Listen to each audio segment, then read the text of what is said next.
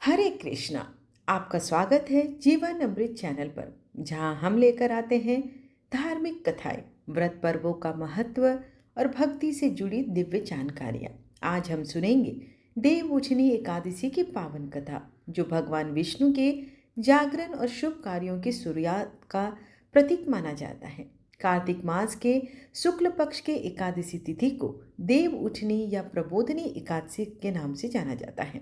इस दिन भगवान विष्णु 4 महीने की योग निद्रा से जागृत होते हैं। ऐसी मान्यता है कि देवशयनी एकादशी से लेकर देव उठनी एकादशी तक भगवान विष्णु क्षीर सागर में विश्राम करते हैं और इस अवधि में विवाह और मांगलिक कार्य वर्जित रहते हैं। देव उठनी एकादशी के दिन भगवान विष्णु के जागरण के साथ ही सभी शुभ कार्यों की शुरुआत हो जाती है।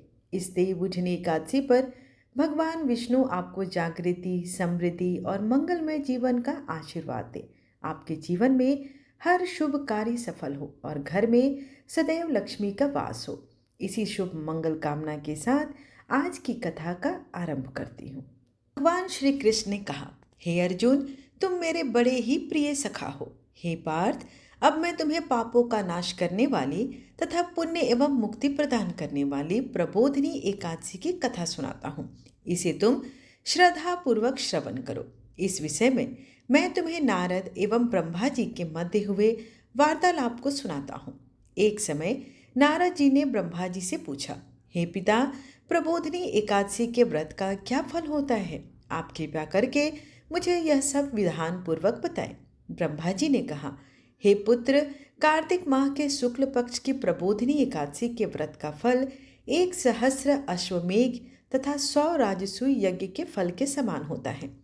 नारद जी ने कहा, हे पिता, एक संध्या को भोजन करने से, रात्रि में भोजन करने से तथा पूरे दिन उपवास करने से क्या क्या फल मिलता है?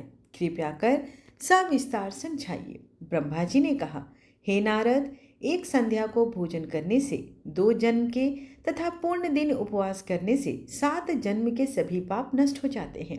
जिस वस्तु का त्रिलोक में मिलना भी दुष्कर है, वह वस्तु भी प्रबोधिनी एकादशी के व्रत से सहज ही प्राप्त हो जाती है। प्रबोधिनी एकादशी के व्रत के प्रभाव से बड़ा पाप भी क्षण मात्र में ही नष्ट हो जाता है। पूर्व जन्म में किए गए अनेक पाप कर्मों को प्रबोधिनी एकादशी का व्रत क्षण भर में नष्ट कर देता है। जो मनुष्य अपने स्वभाव अनुसार प्रबोधिनी एकादशी का विधान पूर्वक व्रत करते हैं, उन्हें पूर्ण फल प्राप्त होता है। हे पुत्र, जो मनुष्य श्रद्धा पूर्वक इस दिन किंचित मात्र पुण्य करते हैं, उनका वह पुण्य पर्वत के समान अटल हो जाता है। जो मनुष्य अपने हृदय के अंदर ही ऐसा ध्यान करते हैं कि प्रबोधिनी एकादशी का व्रत करूंगा, उनके 100 जन्म के पाप नष्ट हो जाते हैं। जो मनुष्य प्रबोधिनी एकादशी को रात्रि जागरण करते हैं, उनकी बीती हुई तथा आने वाली 10 पीढ़ियां विष्णु लोक में वास करती हैं तथा नरक में अनेक कष्टों को भोगते हुए उनके पितृ विष्णु लोक में जाकर सुख को भोगते हैं। हे नारद, ब्रह्म हत्या आदि विकट पाप भी प्रबोधिनी एकादशी के अवसर पर रात्रि में जागरण करने से नष्ट हो जाते हैं। प्रबोधिनी एकादशी में रात्रि जागरण करने का फल अश्वमेघ आदि यज्ञों के फल से भी अधिक माना जाता है। सभी तीर्थों में जाने तथा गौ, स्वर्ण, भूमि आदि के दान का फल प्रबोधिनी के रात्रि के जागरण के फल के समान होता है। हे पुत्र, इस संसार में उसी मनुष्य का जीवन सफल है जिसने प्रबोधिनी एकादशी के व्रत द्वारा अपने कुल को पवित्र किया है। संसार में जितने भी तीर्थ हैं तथा जितने भी तीर्थों की आशा की जा सकती है, वह प्रबोधिनी एकादशी का व्रत करने वाले के घर में वास करते हैं।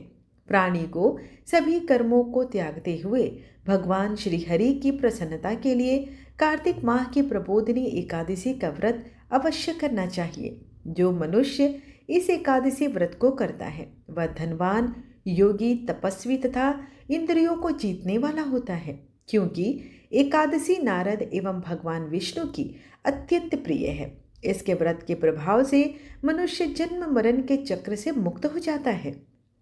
इस एकादशी व्रत के प्रभाव से कायिक, वाचिक तथा मानसिक तीनों प्रकार के पापों का समन हो जाता है। इस एकादशी के दिन जो भी मनुष्य भगवान विष्णु की प्राप्ति के लिए दान, तप, होम, यज्ञ आदि करते हैं, उन्हें अनंत पुण्य की प्राप्ति होती है। प्रबोधिनी एकादशी के दिन भगवान श्री हरि का पूजन करने के उपरांत यौवन एवं वृद्धावस्था के सभी पाप नष्ट हो जाते हैं। इस एकादशी की रात्रि को जागरण करने का फल सूर्य ग्रहण के समय स्नान करने के फल से सहस्र गुना अधिक होता है। मनुष्य अपने जन्म से लेकर जो पुण्य करता है वह पुण्य प्रबोधिनी एकादशी के व्रत के पुण्य के समान व्यर्थ है। जो मनुष्य प्रबोधिनी एकादशी का व्रत नहीं करता उसके सभी पुण्य व्यर्थ हो जाते हैं। इसलिए हे पुत्र, तुम्हें भी विधान पूर्वक भगवान विष्णु का पूजन करना चाहिए। जो मनुष्य कार्तिक माह के धर्म परायण होकर अन्य व्यक्तियों का अन्न नहीं ग्रहण करते उन्हें चंद्रायण व्रत के फल की प्राप्ति होती है। कार्तिक माह में प्रभु दान आदि से उतने प्रसन्न नहीं होते जितने कि शास्त्रों की कथा सुनने से प्रसन्न होते हैं। कार्तिक मास में जो मनुष्य प्रभु की कथा का थोड़ा बहुत पाठ का श्रवण करता है या पठन करता है उन्हें 100 गायों के दान के फल की प्राप्ति होती है।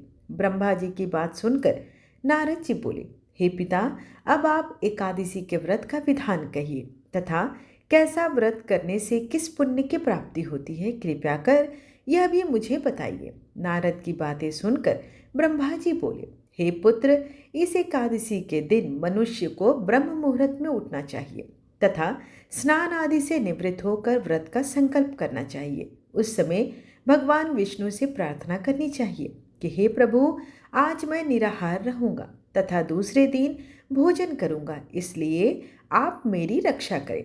इस प्रकार प्रार्थना करके भगवान का पूजन करना चाहिए तथा व्रत का प्रारंभ करना चाहिए। उस रात्रि को भगवान के समीप गायन, नृत्य, वादन तथा कथा कीर्तन करते हुए रात्रि व्यतीत करनी चाहिए।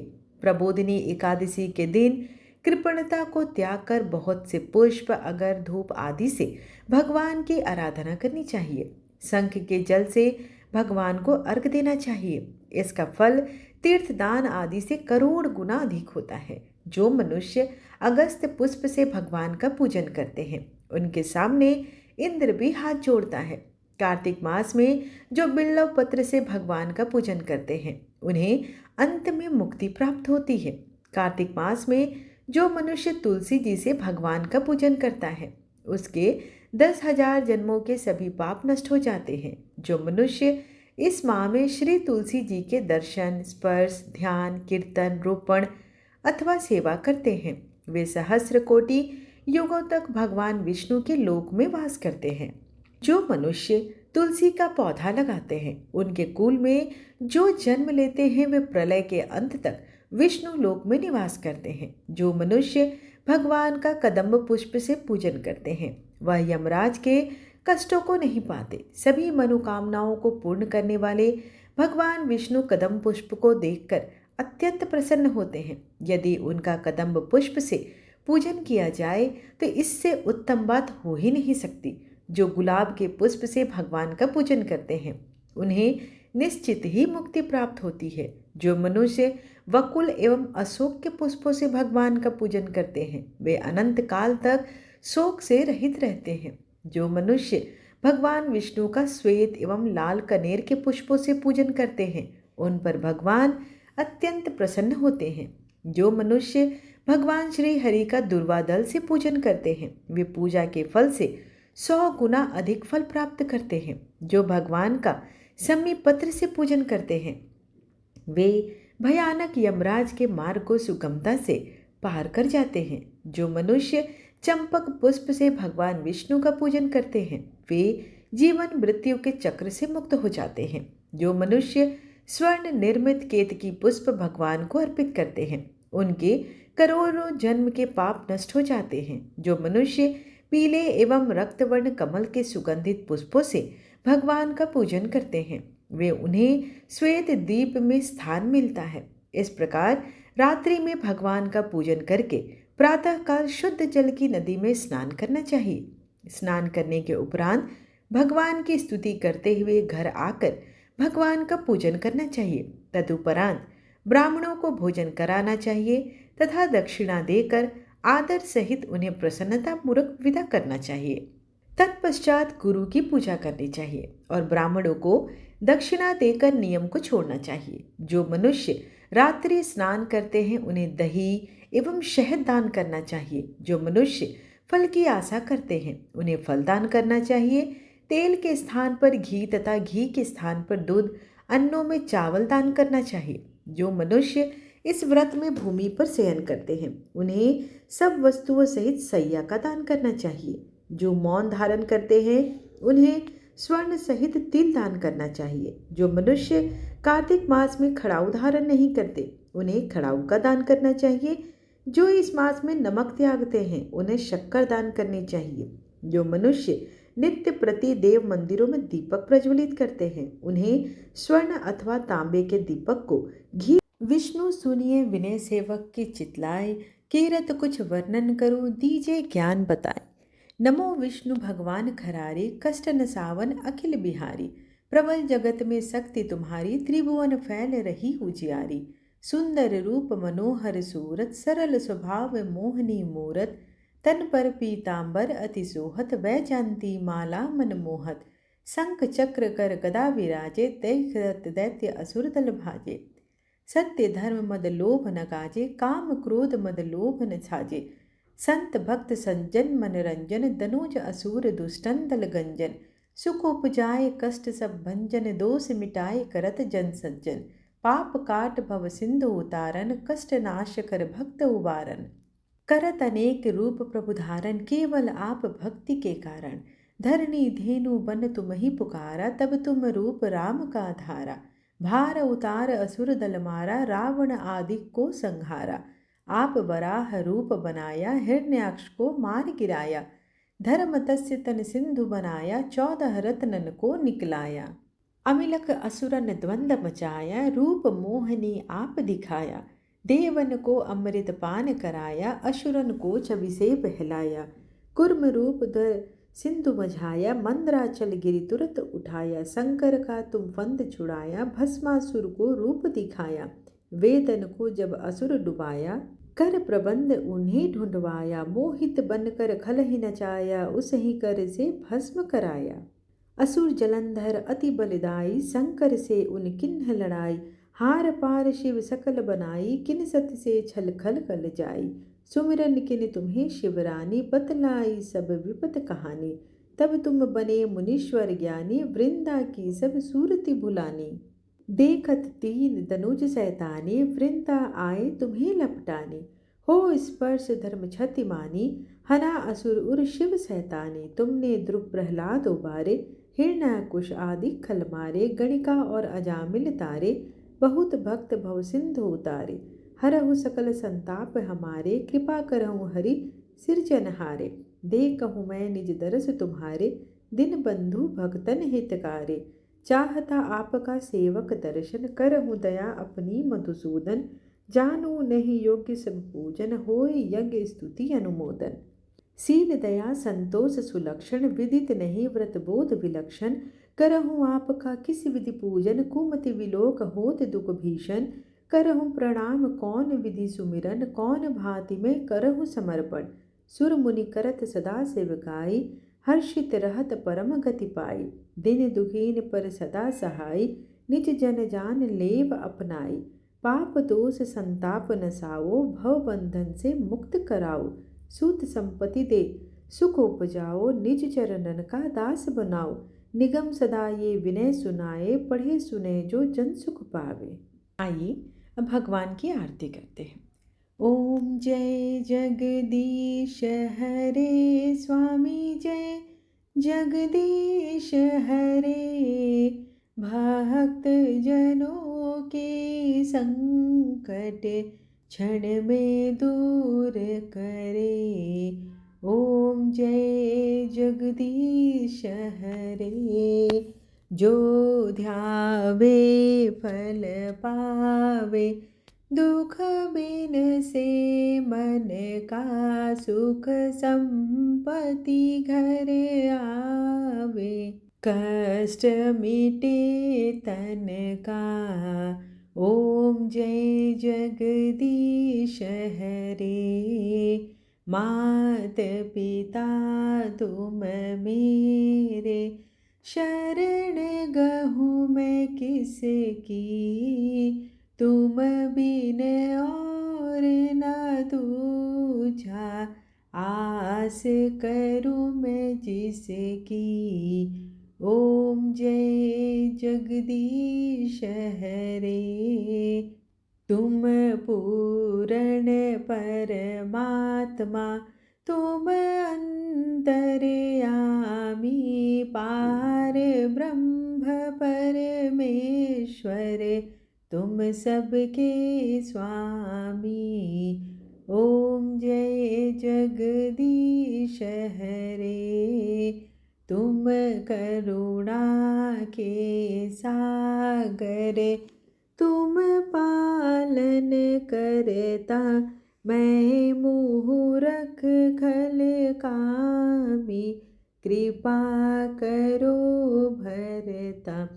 ओम जय जगदीश हरे, तुम हो एक अगोचर, सबके प्राणपति, किस विधि मिलूं दया मैं, तुमको मैं कुमति। ओम जय जगदीश हरे, दिन बंधु दुख हरता, तुम ठाकुर मेरे, अपने हाथ उठाओ, द्वार पड़ा मैं तेरे। ओम जय जगदीश हरे, विषय विकार मिटाओ, पाप हरो देवा, श्रद्धा भक्ति बढ़ाओ, संतन की सेवा। ओम जय जगदीश हरे, तन मन धन और संपत्ति, सब कुछ है तेरा, तेरा तुझको अर्पण, क्या लागे मेरा।